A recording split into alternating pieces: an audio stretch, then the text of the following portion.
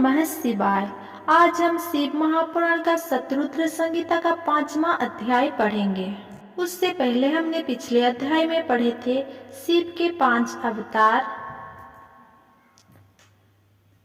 शिव जी की अष्टमूर्तियों का वर्णन, अर्धनारीश्वर शिव, ऋषभ देव अवतार का वर्णन। और आज हम पढ़ेंगे शिव जी द्वारा योगेश्वरा अवतार का वर्णन। शिव जी बोले, ब्रह्मांड 10वें द्वापर में त्रिधामा नामक व्यास मुनि होंगे जो हिमालय के उस शिखर पर भृगु नामक स्थान पर रहेंगे। उस अवतार में भी मेरे भृगु, बलबंधु, नरमित्र और केतुश्रृंग नाम का 4 तपस्वी पुत्र होंगे। 11वां द्वापर आने पर त्रिपुत्र नामक व्यास होंगे और मैं कलिंग में गंगा के द्वापर में तपनाश के प्रनाश से प्रकट होऊंगा और लंबोदर, लंबादा, केसलम और प्रलंबक नामक मेरे 4 पुत्र होंगे। ये चारों दृढ़वर्ती होंगे। तत्पश्चात 12वां द्वापर आएगा। इसमें सत्यतेजा मुनि व्यास होंगे और मैं अत्रि नामक अवतार धारण करूंगा। उस समय सर्वज्ञ, समबुद्धि, साध्य और सर्वनाम के मेरे 4 पुत्र होंगे। ये महायोगी होंगे और निवृत्त के मार्ग का अनुसरण करेंगे। 13वें द्वापर में व्यास धर्म स्वरूप नारायण होंगे और मैं गंधमार्दन पर्वत पर बलखित आश्रम में जन्म लेकर महामुनि बलि के नाम से जाना जाऊंगा।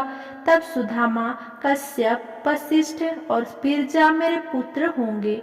वही 14वें द्वापर युग में व्यास जी दक्ष बनकर और मैं गौतम के रूप में अवतरित होऊंगा। तब अत्रि, बसद, श्रवण और श्रविकष्ट मेरे पुत्र के रूप में जन्म लेंगे। 15वां द्वापर आने पर मैं हिमालय के वेदशीर्ष नामक पर्वत पर सरस्वती नदी के उत्तरी तट पर वेदशिरा का रूप धारण करूंगा। वेदशिरा के अवतार में कुणी बाहु, कुशरीर और कुनेत्रक नाम के 4 वीर पराक्रमी पुत्र उत्पन्न होंगे। उस समय व्यास जी रुत्यारुणी नामक अवतार में होंगे। 16वां द्वापर युग आने पर व्यास जी देव नाम धारण करेंगे और मैं गोकर्ण नामक वन में गोकर्ण बनकर जन्म लूंगा तथा कश्यप, उष्णा, च्यवन और बृहस्पति मेरे 4 पुत्र होंगे। 17वें द्वापर युग में व्यास देवकृतंजय होंगे।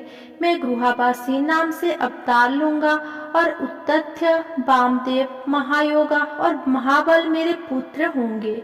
18वां द्वापर आने पर मैं शिखंडी पर्वत पर जहाँ शिखंडी बने हैं वहाँ शिखंडी नाम से अवतरित होऊंगा और ऋतंजय व्यास होंगे। उस समय बाजश्रवा, रुचिक, श्याबाया और यतीश्वर मेरे पुत्र तपस्वी होंगे। 19वें द्वापर युग में महामुनि भरद्वाज व्यास होंगे और मैं माली नाम से हिमालय के शिखर पर जन्म लूंगा। तब मेरी लंबी लंबी जटाएं होंगी। हिरण्यनामा, कौशल्य, लोकक्षी और प्रधिमी जो कि गंभीर स्वभावी में है मेरे पुत्र के रूप में जन्म लेंगे। 20वां द्वापर आने पर व्यास जी गौतम और अट्टहास नाम से अवतार धारण करेंगे। सुमंत, बर्बरी, विद्वान, कनपंथ और कुणिबंधर मेरे योग संपन्न पुत्र होंगे। 21वें द्वापर युग में मैं दारुक नाम से पैदा होऊंगा और मेरे नाम से उस स्थान का नाम दारूपन हो जाएगा। पल्क, दारभामणि, केतुमान तथा गौतम मेरे पुत्र होंगे और बादशाह व्यास होंगे। 22वां द्वापर युग आने पर व्यास जी सुषमाया के रूप में अवतर लेंगे और मैं वाराणसी में लांगली भीम के अवतार के रूप में प्रकट होऊंगा। उस समय मुझ हलायुधधारी शिव का दर्शन सभी देवता करेंगे तथा भल्लरी, मधु, पिंक और श्वेतकेतु मेरे पुत्र होंगे तथा वे धार्मिक रुचि रखने वाले होंगे। 23वें द्वापर में व्यास तृणबिंदु मुनि होंगे। तब मैं कलिंजर नामक पर्वत पर श्वेत नाम से उत्पन्न होऊंगा और उसीक, बृहदक्ष, देवल और कवि नाम के 4 तपस्वी पुत्र होंगे। 24वें द्वापर में यक्ष व्यास होंगे। तब मैं सूली नाम महायोगी के रूप में जन्म लूंगा। शालिहोत्र, अग्निवेश, युवनाश्र और सरदुसु मेरे पुत्र होंगे। जब 25वां द्वापर युग आएगा उस समय शक्ति नाम से व्यास अवतार धारण करेंगे और मुंडीश्वर नाम से प्रकट होऊंगा। 26वें द्वापर में पासर व्यास होंगे और मैं भद्रपट नगर में सहिष्णु के रूप में अवतरित होऊंगा। 27वां द्वापर आने पर मैं सोम शर्मा नाम से प्रभास नामक तीर्थ में अवतार धारण करूंगा। उस समय व्यास जी जादूकर नाम से प्रसिद्ध होंगे। 28वें द्वापर युग में भगवान श्रीहरि विष्णु पराशर के पुत्र के रूप में जन्म लेंगे और उनका नाम दैत्यायन व्यास होगा। उस समय श्री कृष्ण अपने छठे अंग से वसुदेव के पुत्र के रूप में जन्म लेकर वासुदेव नाम से जगत प्रसिद्ध होंगे। तब मैं लकुली के नाम से प्रकट होऊंगा। इस प्रकार देवादिदेव भगवान शिव ने अंतत्वर के चतुर्युगियों के योगेश्वतारा का वर्णन किया। उन 28 योगेश्वतारों में उनके 4 परम प्रिय शिष्य जो शरीर पर भस्म और मस्तक पर त्रिपुंड, गले में रुद्राक्ष की माला धारण किए होंगे, ये शिष्य विद्वान और भक्त होंगे। वह अध्याय नंदिकेश्वर अवतार। सनत कुमार जी ने पूछा, हे प्रभु, आप महादेव जी के अंग से उत्पन्न होकर भगवान शिव को कैसे प्राप्त हुए?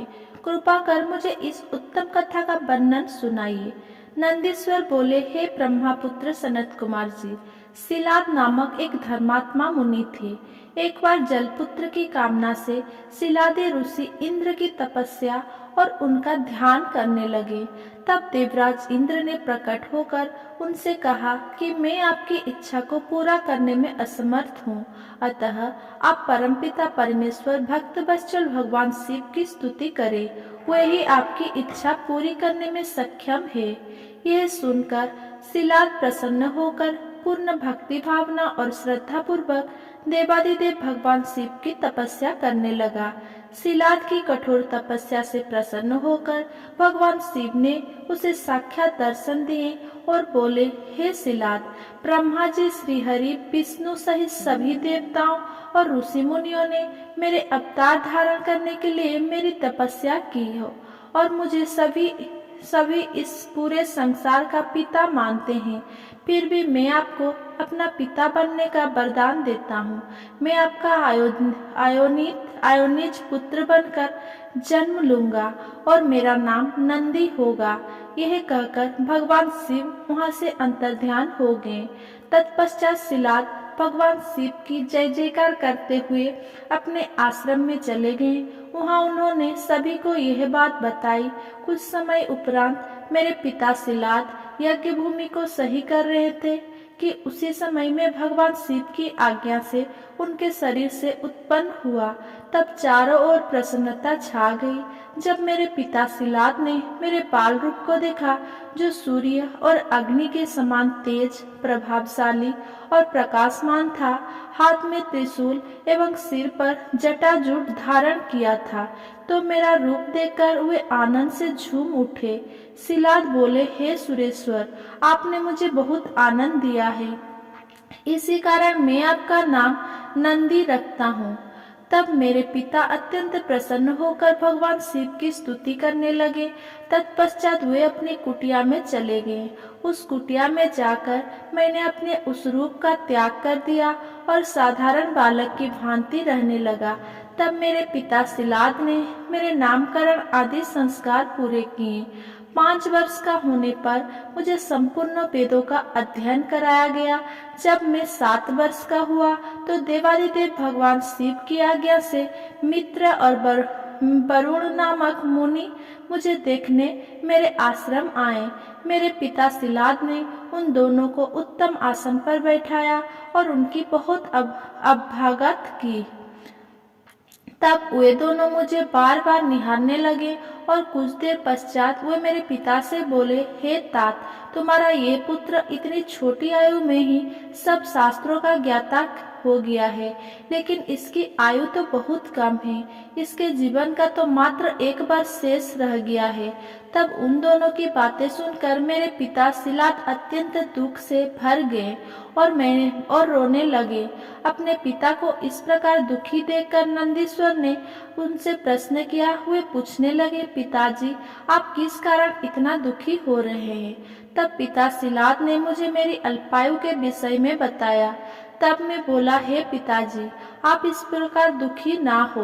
मुझे देवता, दानव, यक्ष, गंधर्व, काल, यमराज या कोई भी मनुष्य नहीं मार सकता। मेरी अल्पायु में मृत्यु नहीं होगी।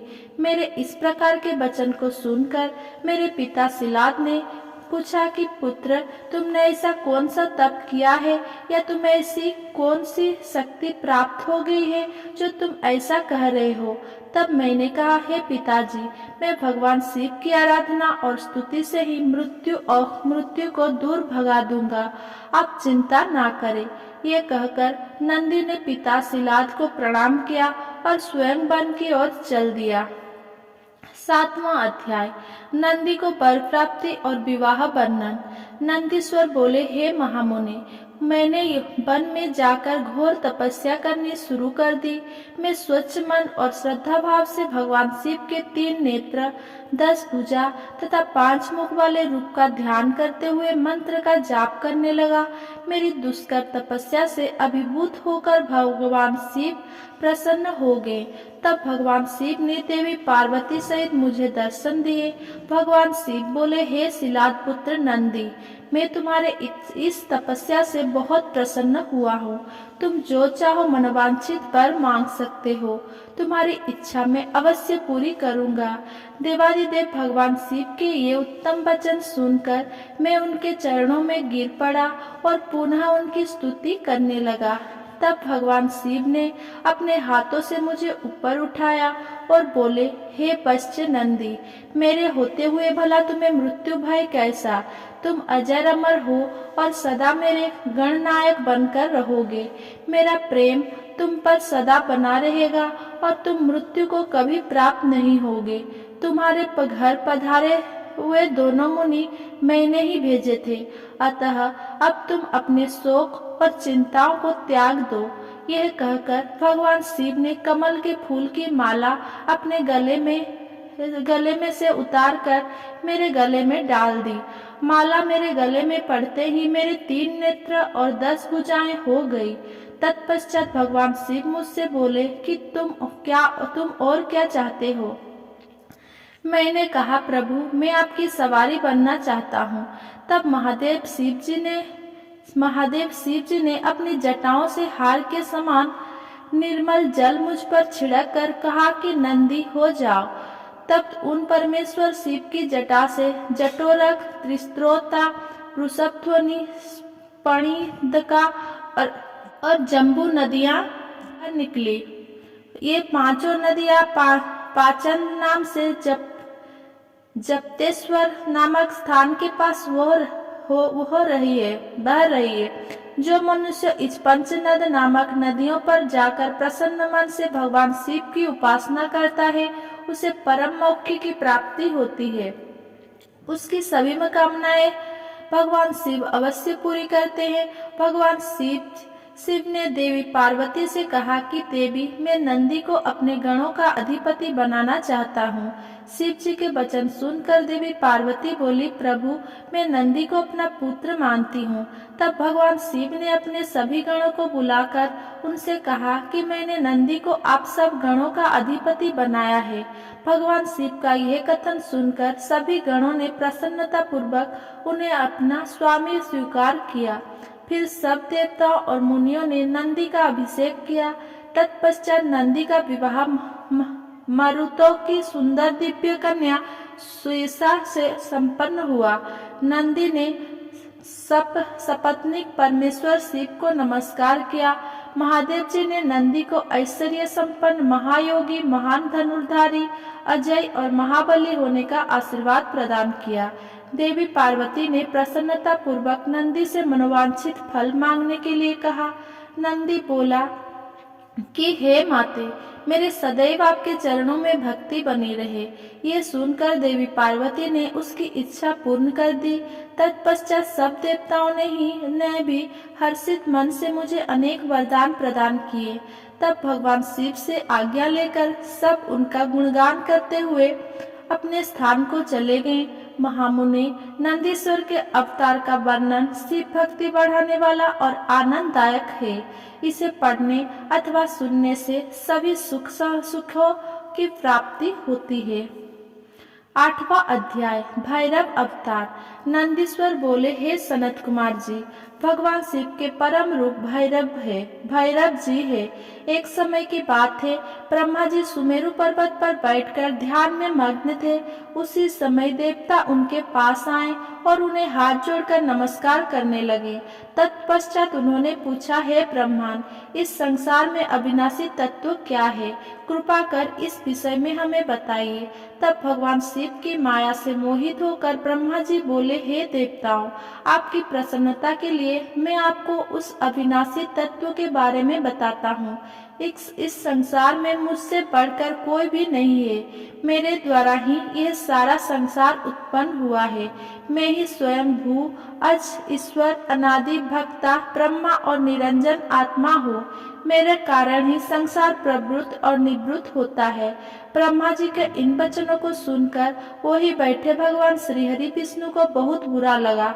तब श्रीहरि ब्रह्मा जी को समझाते हुए बोले कि ब्रह्मन, तुम इस प्रकार अपनी स्वयं ही प्रशंसा ना करो, क्योंकि मेरे आज्ञा के फलस्वरूप ही तुम इस सृष्टि के रचयिता हो। इस प्रकार ब्रह्मा जी और श्रीहरि आपस में लड़ाई करने लगे। दोनों ही अपने को बड़ा और दूसरे को निम्न समझ रहे थे। तब उन्होंने अपने को उच्च सिद्ध करने के लिए वेदों का स्मरण किया। फलस्वरूप 4 वेद वहां उपस्थित हो गए।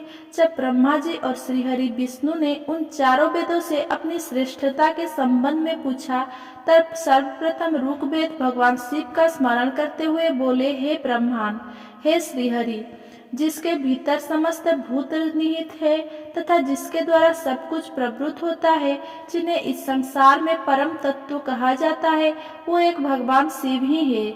तब यजुर्वेद बोले कि उन परमेश्वर भगवान शिव की कृपा से ही वेदों की प्रामाणिकता भी सिद्ध होती है। उन्हीं भगवान शिव शंकर को संपूर्ण यज्ञ तथा योग में स्मरण किया जाता है। तत्पश्चात सामवेद बोले कि जो समस्त संसार के लोगों को भरमाता है और जिसकी खोज में सदा ऋषि मुनि लगे रहते हैं, जिनकी कांति से सारा विश्व प्रकाशमान होता है, वह त्रयंबकम महादेव जी है। इस पर अथर बोल उठे, भक्ति से साक्षात्कार कराने वाले तथा समस्त दुखों का नाश करने वाले एकमात्र देव भगवान शिव ही है। वेदों द्वारा कहे गए इन वचनों को सुनकर ब्रह्मा और विष्णु बोले, हे वेदों, तुम्हारे वचनों से सिर्फ तुम्हारी अज्ञानता ही झलकती है। भगवान शिव तो सदा नंगे रहते हैं, अपने शरीर पर भस्म धारण करते हैं। उनके सिर पर जटाजूट और गले में रुद्राक्ष है। वे सर्पों को भी धारण करते हैं। भला शिव को परम तत्व कैसे कहा जा सकता है? उन्हें परम ब्रह्मा किस प्रकार माना जा सकता है? ब्रह्मा जी और श्रीहरि विष्णु के इन वचनों को सुनकर हर जगह मूर्त और अमूर्त रूप में विद्यमान रहने वाले ओंकार बोले कि भगवान शिव शक्तिधारी है, वही परमेश्वर है तथा सबका कल्याण करने वाले हैं। वे महान लीलाधारी है और इस संसार में सब कुछ उन्हीं की आज्ञा से ही होता है। ओंकार की बातें सुनकर भी ब्रह्मा जी और विष्णु जी की बुद्धि में ये बातें नहीं आई और वे इस प्रकार आपस में लड़ते रहे। उनका विवाद खत्म होने का नाम ही नहीं ले रहा था। तभी उन दोनों के बीच में एक विशाल ज्योति प्रकट हुई। इस विशाल ज्योति ना तो आरंभ था ना ही कोई अंत। उस अग्नि का ज्वाला से ब्रह्मा जी का 5वां मुख जलने लगा। उसी समय कल्याणकारी भगवान शिव वहां प्रकट हो गए। ब्रह्मा जी शिव जी से बोले, हे पुत्र, तुम मेरी शरण में आओ, मैं तुम्हारी रक्षा करूंगा। तुम मेरे सिर से ही प्रकट हुए हो। ब्रह्मा जी के इस प्रकार के वचन को सुनकर सर्वेश्वर भगवान शिव को भी क्रोध आ गया। तुमने प्रकट होकर रोना आरंभ कर दिया था, इसी कारण मैंने तुम्हारा नाम रुद्र रखा था। ब्रह्मा जी के इस प्रकार के वचन को सुनकर सर्वेश्वर भगवान शिव को भी क्रोध आ गया। उनके क्रोध से तत्काल ही एक पुरुष उत्पन्न हो गया, उसका नाम भैरव था। भगवान शिव ने उस पुरुष को आदेश देते हुए कहा, हे कालराज, तुम साक्षात काल के समान हो, इसीलिए आज से तुम जगत के काल भैरव के नाम से विख्यात होगे। तुम ब्रह्मा पर शासन करो और उनके गर्भ को नष्ट करो तथा इस संसार का पालन करो। आज से मैं तुम्हें काशीपुरी का अधिपत्य प्रदान करता हूँ। वहाँ के पापियों को दंड देना तुम्हारा ही कार्य होगा। वहाँ के मनुष्य द्वारा किए गए अच्छे बुरे कर्मों का लेखा चित्रगुप्त स्वयं लिखेंगे। भगवान शिव के इस आदेश को काल भैरव ने प्रसन्नता पूर्वक ग्रहण किया। तत्पश्चात उन्होंने अपनी बाईं उंगली के अग्रभाग से ब्रह्मा जी का 5वां सिर काट दिया। यह देखकर ब्रह्मा जी भयभीत होकर शतरुद्रीय का पाठ करने लगे। भगवान शिव की कृपा से दोनों के बीच का विवाद तुरंत समाप्त हो गया। उन्हें शिव जी का अपमान करने पर अत्यंत पछतावा होने लगा। भगवान शिव भक्त वत्सल है और अपने भक्तों का सदैव कल्याण करते हैं। उन्होंने ब्रह्मा जी और विष्णु जी को भी क्षमा करके उन्हें अभय प्रदान कर दिया। तत्पश्चात भगवान शिव ने काल भैरव को आज्ञा प्रदान की कि वे सदा ब्रह्मा और विष्णु का आदर करें और पापियों को दंड प्रदान करें। अगर मेरा ये वीडियो आपको पसंद आया हो तो मेरा वीडियो को लाइक, कमेंट, शेयर करें एंड मेरा चैनल को सब्सक्राइब करें। धन्यवाद।